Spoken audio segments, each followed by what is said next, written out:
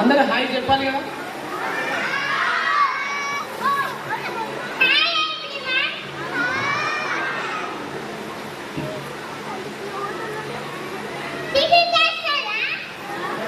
చెప్పాలి. మా ఆరుష్ ఎంతో ఇష్టంగా అడుగుతున్నాడు ఆయన. నేనేం చెప్పట్లేదు, ఆయనే అడుగుతున్నాడు అవన్నీ కూడా. మీరు వాటికి ఆన్సర్ చేయాల్సిందే ఖచ్చితంగా.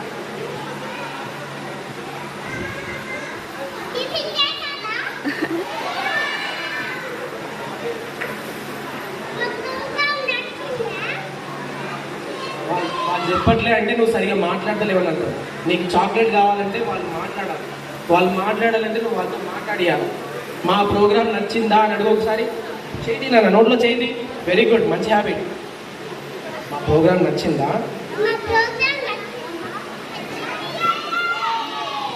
గట్టిగా చెప్పండి అని చెప్పు.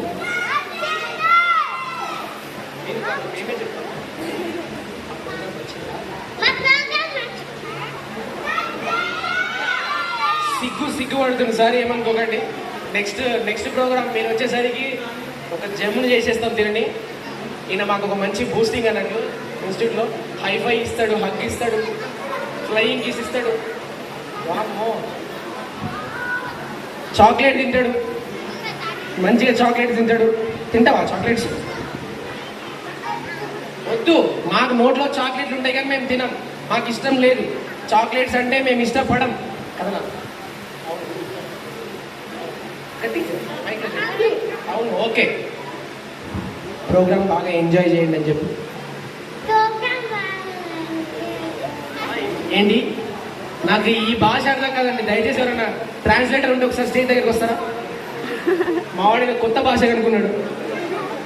ప్రోగ్రామ్ బాగా ఎంజాయ్ చేయండి.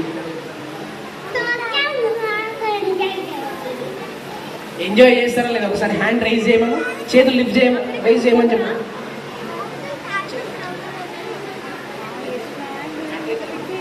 హ్యాండ్ రైజ్ చేయను, rise your hand. Very good, అంతే. ఎక్కువ దూరం పోదు, కొంచెం దూరమే వస్తుంది. ఓకే, థ్యాంక్ యూ నాన్న. బాయ్ చెప్పు. వాళ్ళు చెప్పాలి, బాయ్ చెప్పాలి. చెప్పట్లేదు అంటే మా ఆరుష్ మీకు నచ్చలేదా? మా ఆరుష్ మీకు నచ్చకపోతే చెప్పొద్దమ్మా, ఎవరు చెప్పొద్దు, మాకు అవసరం లేదు. ఆరుష్ నచ్చిండు అంటే బాయ్ చెప్పాలి. చాలు సార్, ఈ సపోర్ట్ చాలు. బాయ్ నాన్న. ఇక్కడ సార్ సెకండ్ హక్, ఒక హక్ ఇచ్చిపోతాం ఫాస్ట్. అంటే కాళ్ళ వరకే వస్తాడు. హైఫై రోజులో మేము ఒకేసారి ఇస్తాము.